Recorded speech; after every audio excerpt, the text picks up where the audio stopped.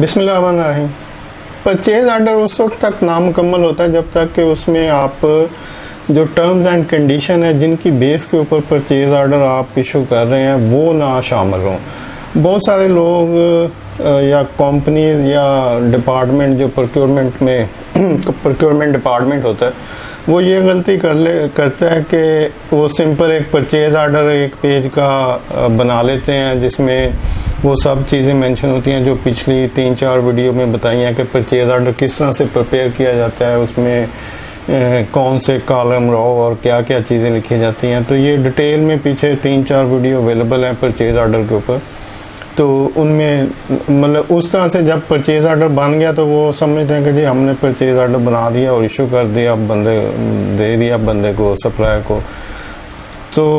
वो नामुकम्मल और incomplete purchase order है। परचेज आर्डर उस वक्त कंप्लीट होता है जब उसके साथ टर्म्स एंड कंडीशन जिनकी बेस के ऊपर वो परचेज आर्डर इशू किया जा रहा है या जिन टर्म्स एंड कंडीशन की एक्सेप्टेंस के ऊपर वो परचेज आर्डर खड़ा होता है वो ना दी जाए। तो जो लोग गलती करते हैं वो यही करते हैं कि वो बस परचेज आर्डर बनाते हैं जिसमें क्वांटिटी, रेट, डिस्क्रिप्शन आइटम की और अमाउंट लिखी होती है कि जी हमारा परचेज आर्डर है। अब अगर उस परचेज आर्डर को वेंडर या सप्लायर कह के जी वो मुझसे गुम हो गया या मुझे मिला ही नहीं या मेरे पास अब चीज़ें ख़त्म हो चुकी हैं, आपने लेट दिया है या कुछ भी एक्सक्यूज़ करे तो आप उसको क्या कहेंगे? मतलब आप उसको किसी भी लिटिगेशन में नहीं लेके जा सकते, कोई क्लेम नहीं कर सकते क्योंकि आपने उससे कुछ भी एक्सेप्टेंस ही नहीं ली या उसको बताया ही नहीं कि ये जो परचेज आर्डर है ना रिसीव करवाया और ना ही उसकी जो टर्म्स एंड कंडीशन है वो उससे एग्री करवाई। तो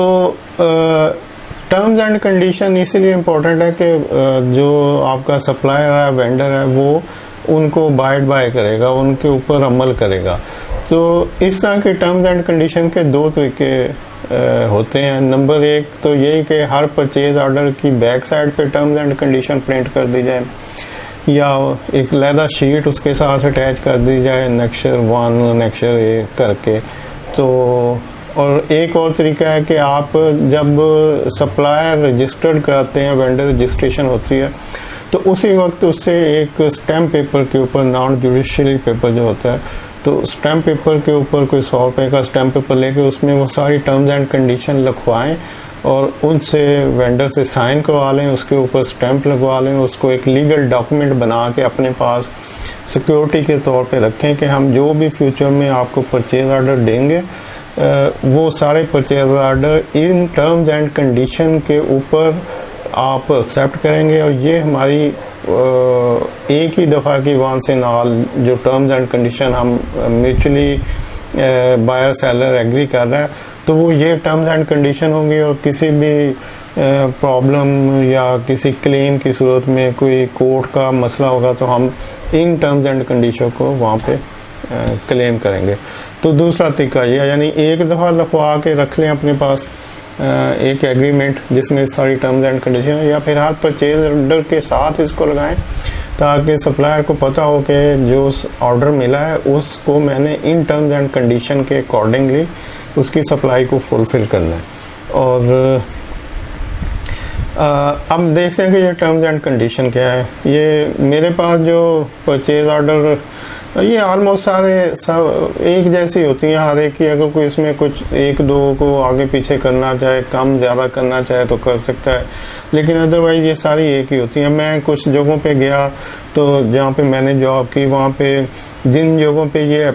होती थी और जिन जगहों पे नहीं होती थी, तो जब मैं उन जगहों पे गया जहाँ पे नहीं होती थी तो मैंने जहाँ पे होती थी वहाँ से उन्होंने कहा यार एक कॉपी सेंड करो ज़रा, यहाँ पे तो ये टर्म्स एंड कंडीशन मेंशन ही नहीं करते। तो मैंने उनसे कॉपी मंगवा के उसी को कॉपी पेस्ट करके उनके मतलब वहाँ पे एक ऐड कर दिया। तो सब लोग ऐसे ही करते हैं, ये एक स्टैंडर्ड फॉर्मेट है। अगर आपके पास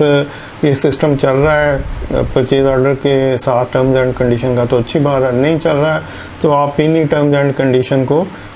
उसके ऊपर आप प्रिंट कर सकते हैं। ये ऑलमोस्ट यही होता है, स्टैंडर्ड टर्म्स एंड कंडीशन है और बेस्ट है। अच्छा ये 22 है, 20 मिनट बाद मेरा कैमरा ऑटोमेटिकली शट डाउन हो जाता है, तो अगर 20 मिनट से ऊपर चली गई तो फिर इसको नेक्स्ट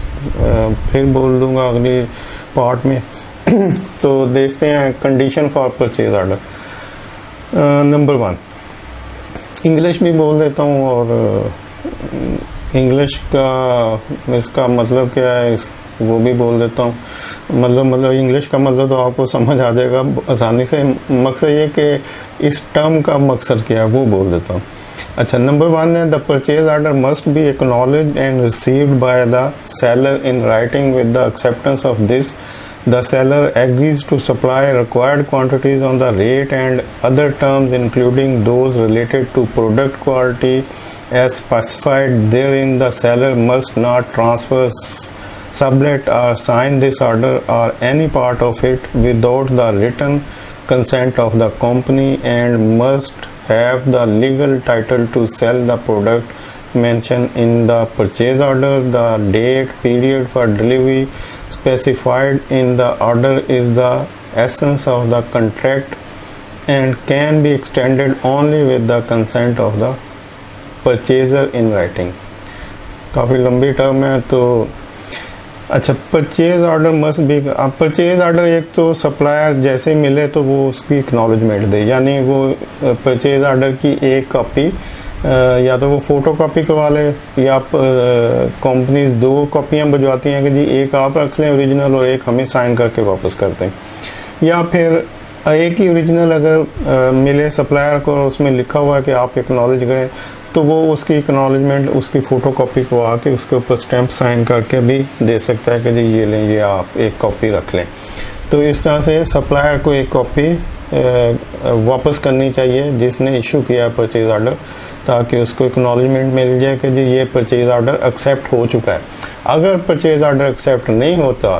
तो सप्लायर अपनी सप्लाई रोक सकता है, मतलब सप्लायर ना ही सप्लाई करता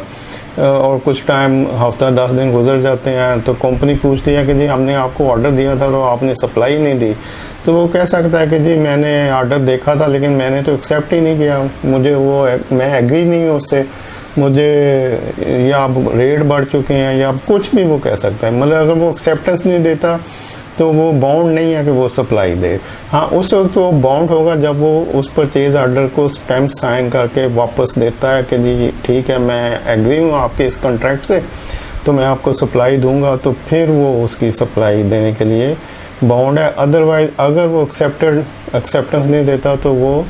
सप्लाई के लिए बाउंड नहीं है। फिर उसने उसको एक्सेप्ट ही नहीं किया, फिर उसमें जो भी टर्म्स एंड कंडीशन है वो नल एंड वाइड है, वो उनका कोई फ़ायदा नहीं है। जो मर्जी लिखा वो कहेगा जी मैं नहीं एग्री करता, मैंने इसको साइन ही नहीं किया। तो सप्लायर से साइन कॉपी लेनी चाहिए परचेज ऑर्डर की, स्पेशली जो प्लांट मशीनरी रॉ मटेरियल की बड़ी कंसाइनमेंट होती हैं उनमें। और अगर छोटी कंसाइनमेंट है तो वहाँ पे भी प्रैक्टिस तो होनी चाहिए, लेकिन चलें वहाँ पे ये होता है कि ठीक है नहीं देता ना दे, दूसरे से ले लेते हैं। वहाँ पे जनरल आइटम में बहुत सारी ऑप्शन अवेलेबल होती हैं, लेकिन प्रैक्टिस यही होनी चाहिए कि हर ऑर्डर की एक्नॉलेजमेंट फाइल में अवेलेबल हो या ईमेल हो उसकी, या जो भी जिस तरह से भी वो एक्नॉलेज होता है वो एक्नॉलेजमेंट होनी चाहिए। अच्छा, तो जब वो सप्लायर एक्सेप्टेंस देगा तो वो ये एक्सेप्ट करेगा कि मैं जो क्वांटिटी क्वालिटी यानी जितनी क्वांटिटी है आइटम की और जो क्वालिटी कंपनी को रिक्वायर्ड है प्रोक्योरमेंट वालों को, मैं उसको देने के लिए एग्री करता हूँ। क्वांटिटी तो वो दे देगा लेकिन क्वालिटी के लिए भी वो एग्री करता है। जब वो स्पेसिफिकेशन देखता है तो वो उसी स्पेसिफिकेशन को मीट करेगा जो परचेज ऑर्डर में लिखी हुई है। अगर वो स्पेसिफिकेशन नहीं होगी, सॉरी लाइट बंद हो गई है, मेरा ख्याल जल्दी आ जाएगी, मेरे पास 2 मीटर लगे हुए हैं तो मैं बोले जाता हूँ बाहर। तो अगर वो क्वालिटी वही देगा जो स्पेसिफिकेशन में लिखी हुई है, अगर वो क्वालिटी नहीं होगी तो कंपनी उसको रिजेक्ट करके वापस कर देगी कि भाई हमने हमारे साथ जो एग्रीमेंट हुआ था क्वालिटी का, आपने वो क्वालिटी नहीं दी। तो आगे seller must not transfer, seller इस परचेज ऑर्डर को ट्रांसफ़र नहीं कर सकता, मतलब वो इसको किसी और पार्टी को नहीं दे सकता कि भी मुझे फ़लाँ कंपनी ने ये परचेज़ ऑर्डर दिया है तो आप ऐसे करो, मैं नहीं कर रहा तो आप अपने नाम से सप्लाई करते हो, तो ये पॉसिबल नहीं है। जिसको ऑर्डर मिला है वही उसकी सप्लाई करेगा।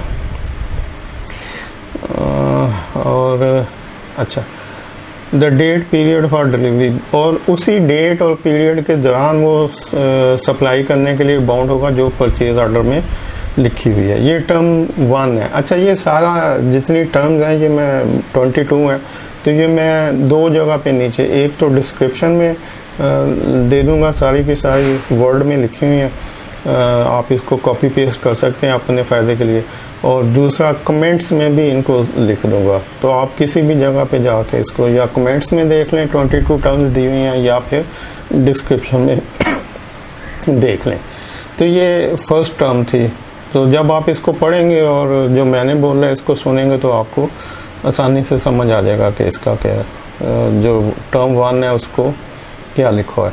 नंबर 2 है, delivery of materials shall be made at the address specified by the purchaser in its order, the delivery timing shall be 9 AM to 5 PM। अच्छा, दूसरा उसने डिलीवरी के लिए लिखा है कि जी डिलीवरी जो है वो जो एड्रेस स्पेसिफाइड है, जो एड्रेस दिया हुआ है परचेज ऑर्डर के अंदर कि जी इस एड्रेस के ऊपर आपने डिलीवर करना है, तो आप उसी जगह पे डिलीवर करेंगे, और डिलीवरी टाइमिंग है 9 to 5, तो 9 to 5 टाइम भी लिखा हुआ है कि इसके अंदर अंदर आप डिलीवर करें। टाइम इसलिए ज़रूरी होता है कि सम टाइम स्टोर वालों ने अपनी क्लोजिंग भी करनी होती है, जैसे अगर 6 बजे छुट्टी होती है तो उनकी कोशिश होगी कि 5 बजे तक जिसने भी सप्लाई देनी है वो दे दे, तो हम उसके बाद 5 से 6 बजे तक उसकी स्टेकिंग वगैरह, उसकी अनलोडिंग जो भी करना है हिसाब था, तो वो सारा करके तो 6 बजे हम स्टोर क्लोज़ कर लें और छुट्टी कर लें। तो अब होता ये है कि अगर ये चीज़ें ना लिखी हो तो एन 6 बजे जब वो छुट्टी कर रहे होते हैं तो उस वक्त कोई सप्लाई आ जाती है कि जी वो जी मैं तो इतनी दूर से आया हूँ, वो इतना ये तो बड़ा हुआ ट्रक है, तो अब मैं इसको वापस कहाँ पे लेके जाऊँ, तो फिर प्रॉब्लम होती है कि जी अब फिर फ़ोन आते हैं कि सीनियर मैनेजमेंट से कि चलो यार अब खोलो स्टोर और ले लो इसको, तो नेक्स्ट इनको इन्फॉर्म कर दो कि विद इन टाइम जो दिया हुआ है 9 to 5 उसी में आए। तो टर्म नंबर 2 जो है वो डिलीवरी के मतलब है कि जो एड्रेस इसलिए भी डिफरेंट हो सकता है कि हो सकता है परचेज ऑर्डर हेड ऑफिस से हो और जो सप्लाई है वो फैक्ट्री में जानी हो, जो फैक्ट्री कहीं और हो सकती है, किसी इंडस्ट्रियल एरिया में हो सकती है, ऑफिस सिटी में हो सकता है, तो इसलिए परचेज ऑर्डर के ऊपर एड्रेस लिखा होता है कि आपने डिलीवरी हेड ऑफिस करनी है तो हेड ऑफिस लिखा होगा, फैक्ट्री में करनी है और फैक्ट्री किसी और जगह है तो उस फैक्ट्री का एड्रेस लिखा होगा और टाइम लिखा होगा कि इस टाइम के दौरान आप डिलीवर करें। Number 3, the purchase order number and date must be specified on all delivery advices and invoices. तो परचेज ऑर्डर का नंबर और डेट जो डिलीवरी एडवाइस होगी और इनवॉइस होगी उसके ऊपर लिखा होना चाहिए। डिलीवरी एडवाइस डिलीवरी चालान को भी कहते हैं, डिलीवरी नोट भी इसको कहते हैं, मतलब